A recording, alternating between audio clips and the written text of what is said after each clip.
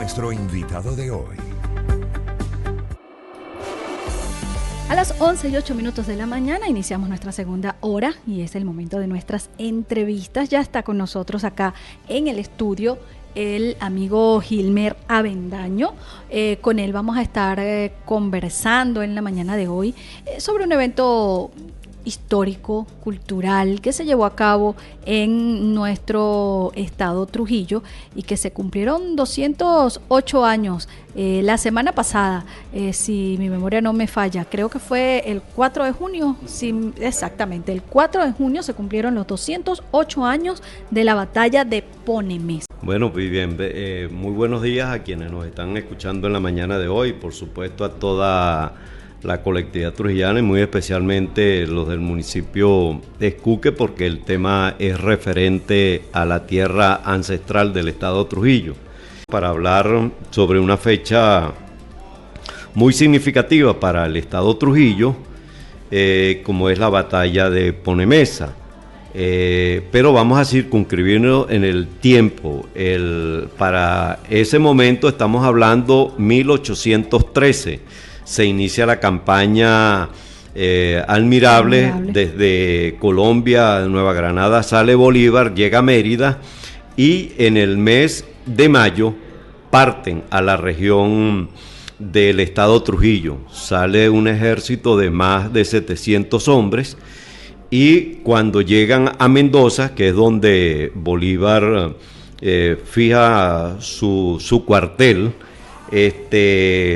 establece dos columnas, una dirigida por el coronel Anastasio Girardot con 480 hombres para que se dirija al Colorado y del Colorado a Escuque y de Escuque ir a Betijoque, y la otra columna va dirigida a Motatán, Trujillo y Boconó.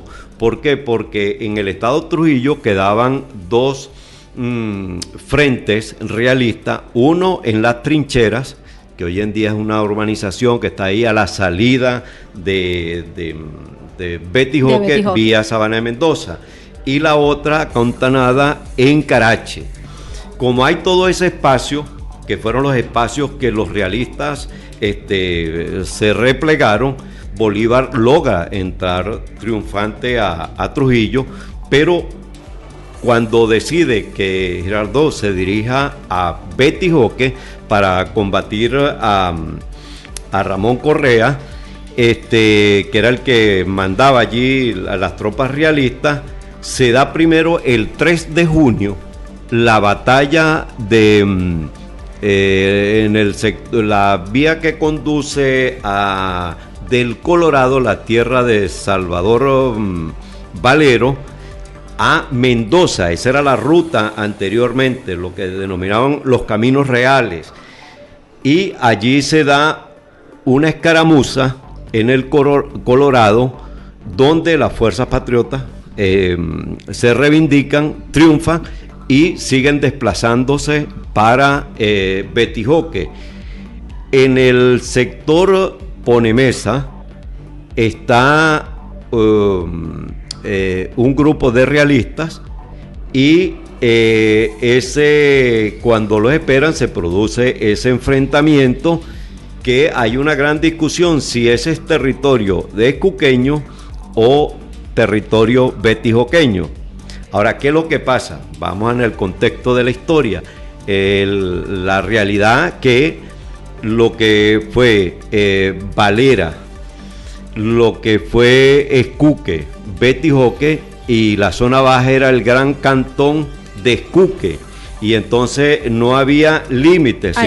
No había Betijoque en ese momento. No había Betijoque, eso era una gran extensión territorial como lo fue en el distrito de la zona baja con Betijoque. Y bueno, ¿no? Y por eso esa batalla la celebran tanto los betijoqueños como los escuqueños. Ajá, pero ¿qué es la realidad? De acuerdo a las coordenadas está en territorio, o sea, se da en ambos territorios, entre Escuque y Betijoque, porque recordemos que Ponemesa queda por la entrada de La Laja.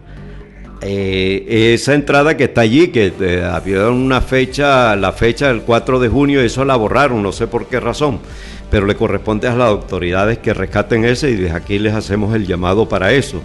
Pero también uno entra por Sabana Libre, que hay dos vías, la que desciende para uno caer a Sabana Libre y la otra que conduce a ese sector. Bueno, esa batalla tiene un gran significado en la historia. ¿Por qué? A eso iba, quería que nos lleváramos a ese punto. ¿Qué significó esa batalla? Porque Trujillo fue escenario de muchísimos eventos históricos importantes. Bueno, tanto como por ejemplo, el solo hecho de que Bolívar tuviera que estar acá en nuestro estado en varias oportunidades en medio de toda esta campaña admirable y que finalmente fuera aquí donde se firmara también el armisticio de paz. Por eso, como se logra vencer a un residuo, o no digamos un residuo, sino a las fuerzas realistas que están en las trincheras, ya queda una sola acantonada en Carache. O sea, que Trujillo pasa a manos de los patriotas, no los patriotas que se mal distorsionaron en el concepto.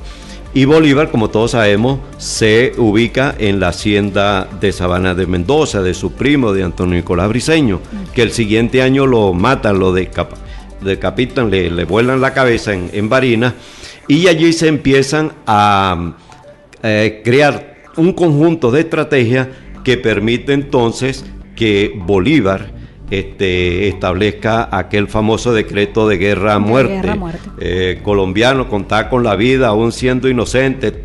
Bueno, eso llevó que definitivamente las fuerzas patrióticas avanzaran y llegara Bolívar triunfante a Caracas, ya con el título de libertador que le había dado un hombre, el primer presidente constitucional de Venezuela, como lo fue Cristóbal Mendoza. Si no nos fallan los cálculos de la memoria. Exacto. Entonces, esa batalla tiene una gran significación, pero es que recordemos que también se da la batalla de Agua de Obispo y la batalla de Niquitao. Esas son batallas muy significativas. Pero hay algo, amiga María y la amiga Michelle, que es bueno porque yo tengo que reconocerlo públicamente. Eso no lo vimos nosotros en primaria, amiga María y amiga Sara, no lo vimos en primaria. Aquí se dio una gran batalla que fue otra en ese mismo año, la batalla de Aguaviva. Y eso está allí, lo hemos sabido porque en los últimos días o producto de la COVID uno se ha dedicado a estudiar un poco más la historia. Tú recuerdas que una de mis cosas que era favorita y sigue siendo favorita, los problemas limítrofes del Estado. Y eso me llevó a la historia regional, ¿no? Y por eso yo comparto con Ali Medina Machado, tenemos que divulgar la historia y la geografía en el Estado, porque la desconocemos. Yo siempre he dicho, nosotros somos forasteros dentro de nuestro propio. Así es. Ahora, volviendo al contexto de 1813, todas esas batallas se dan y el Estado Trujillo, por eso es que tiene una estrella en la bandera, porque fue de gran significación. Bueno, y te felicito porque aunque eres nuestra adoptiva, eres sobre todo de la tierra hermana, conoces mucho, porque también tenemos mucho que ver con Juvencio Pulgar, un gran defensor de la independencia del país, y el Urdaneta, que es uno de los hombres de mayor confianza de Bolívar, con Sucre. Entonces, esos elementos tenemos que divulgarlos, y te reitero, me agrada mucho la oportunidad, y ojalá más adelante pudiéramos tener una sesión para hablar y invitar a otros, el mismo reivindicando a Uma Rosario, a los cronistas, porque es importante que se sepa. Conocer nuestra historia. Claro, porque sigo insistiendo, nosotros somos forasteros en nuestro propio terreno. Ahora, esa zona, disculpa que te interrumpa, Gilmer, son 200, se está preparando incluso ya lo que va a ser la celebración de los 200 años de Carabobo. De los 200 años de Carabobo. O sea que todo esto llevó a Carabobo, gracias a la batalla de Ponemesa, de Agua de Obispo, de Aguaviva, de Niquitao, logramos un Carabobo, que fue la libertad de Venezuela. Ahora, todos esos espacios donde se generaron esas batallas, que son tan importantes, que son hitos históricos tan importantes. Bueno, me acaba de decir que hasta borraron la fecha. De la de Ponomesa, la entrada de la Laja, ahí estaba un cartel que daba la información y eso quedó. Pero es que hay algo más, amiga María. El 3 de febrero, y yo hablo con pasión por Escuque, porque es que es la tierra ancestral. Fue el primer asentamiento español y de nacimiento del estado Trujillo, en Mirabel. Eso queda vía el Alto. Y allí hay una zona que es unos manantiales que se hacen cola para recolectar agua purificada. Así es. Bueno, que por cierto, el año pasado se tuvo una gran lucha porque un diputado quería hacer una deforestación al pie de esas nacientes. Y por eso se dice que Escuque es la ciudad ancestral del estado Trujillo. O sea, es una ciudad sumamente vieja, pero que quedó relegada en el tiempo y en el pasado. Y cuando uno se pone a revisar la historia, por ejemplo, para 1899, 1830, entonces te encuentras la famosa guerra de los ponchos y los lagartos, los conservadores y los liberales. Por cierto, que hay un gran general trujillano de apellido Crespo, de Betijoque, ¿no? Y se habla de la batalla de Inotú y de Betijoque, pero también se habla de la batalla de Carvajal. Y yo me quedé avergonzado conmigo mismo cuando leí el libro de que yo desconocía esa información de Carvajal. Pues se dio una batalla allí entre los liberales y los conservadores. Eso ya sí fue más adelante. Más adelante, por eso digo 1899, 1828. Eso es importante, pero hago este agregado para corroborar lo que tú estás diciendo. Hace falta la divulgación de la historia del estado Trujillo porque nosotros desconocemos. Esa es una situación dolorosa que tenemos en el estado. Y Trujillo se había caracterizado, yo como tú bien lo dijiste, yo no soy trujillana, pero ya tengo creo que he vivido más tiempo en Trujillo que en el Zulia, de donde soy. Y en Trujillo se habían caracterizado siempre por resguardar, por tratar de conservar muchos esos hitos históricos, esos espacios para recordar todas esas batallas, porque Trujillo pues siempre ha estado muy vinculado a la historia de Venezuela por todos estos elementos que hemos ya, ha habido muchos momentos históricos importantes de Venezuela que se cumplieron en Trujillo, pero siento que se ha estado como dejando de lado esto y se están abandonando estos monumentos, estos espacios históricos que incluso pues pueden llevar a que se vayan olvidando esos momentos. No, pues se están olvidando prácticamente, primero porque la nueva metodología para el proceso de enseñanza-aprendizaje es a distancia, ¿no? No hay cómo vivir, y me imagino que usted lo vivió en su tierra como nosotros lo vivimos en algunas oportunidades, de ir a los sitios históricos. Por ejemplo, el caso mío, cuando yo estudié, bueno, lo llevaban a Trujillo a conocer la catedral. O sea, por ejemplo, en Ponemesa no hay un hito que ir a visitar. Pero eso está abandonado. Por eso la te digo. desidia se lo comió. Eso es lo que te comento. O sea, que siento que se está perdiendo ese cuidado, ese resguardo de esos espacios para que las generaciones posteriores puedan llegar a un sitio y específicamente poderlo visualizar y decir, aquí hubo una batalla. Pero si ya no está ni el cartel donde estaba la fecha del momento histórico, pues no hay ya historia que recordar allí. Pero que vamos a colocar el mejor ejemplo de Valera, porque yo soy valerano. Allí tienes el centro, lo que fue el Cinelandia. Bueno, el Cine Libertad. El Cine Libertad, gracias. Esa obra que está allí se está perdiendo.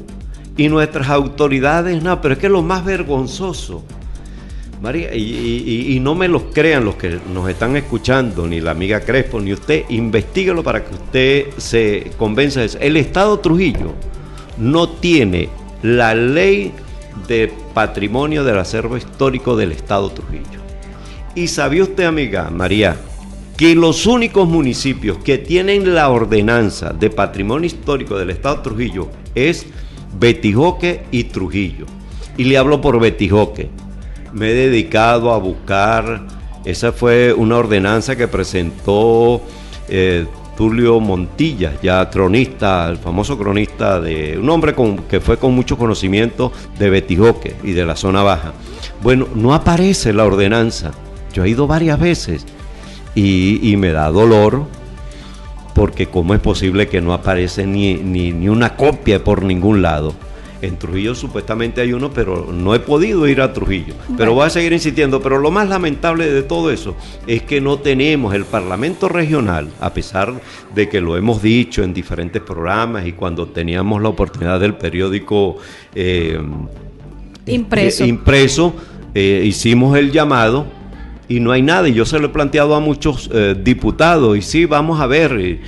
Y bueno, uno dice... Y es curioso, sobre todo porque han sido unos gobiernos cuyos representantes pues se vanaglorian mucho de defender la historia y los valores culturales venezolanos, y que pues quede solo en palabras, porque eso de cuidar, y ya nos tenemos que ir porque se nos está terminando el tiempo, queda, lo demuestras con hechos, y unos hechos es, por ejemplo, hacer una ley que resguarde esos espacios y que no pase lo que está pasando, por ejemplo, con Ponemesa, donde ni siquiera el cartelito donde te decía 3 de junio de 1813 se vivió la batalla de Ponemesa, se consigue en el espacio en el que se vivió ese momento histórico que fue tan importante como el que tú nos estás comentando, que nos llevó a que ahora se está hablando mucho de celebrar los 200 años de Carabobo, pero todo lo que hubo alrededor, eso se obvia porque es que se utilizan con otros matices. Y concluyo con esto: cuando vayan a Escuque, visiten la plaza y se van a encontrar al dorso del busto de Simón Bolívar, 3 de febrero de 1830. Fue la única provincia o el cantón que se opuso a difamar a Bolívar con aquel gran movimiento de la Cociasta que se inició en 1825 y concluyó en 1830 con la separación de Venezuela de la Gran Colombia, y fue la única provincia que no aceptó que se denigrara de Bolívar.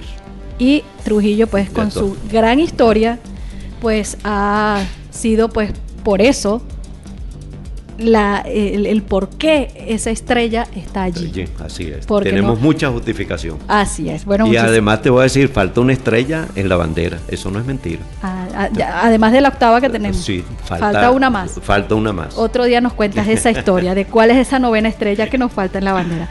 Gracias, Hilmer, por habernos acompañado el día de hoy. Y a ustedes, amigos, bueno, hoy aprendimos un poquito de historia de nuestro estado, que es bien importante tenerla presente.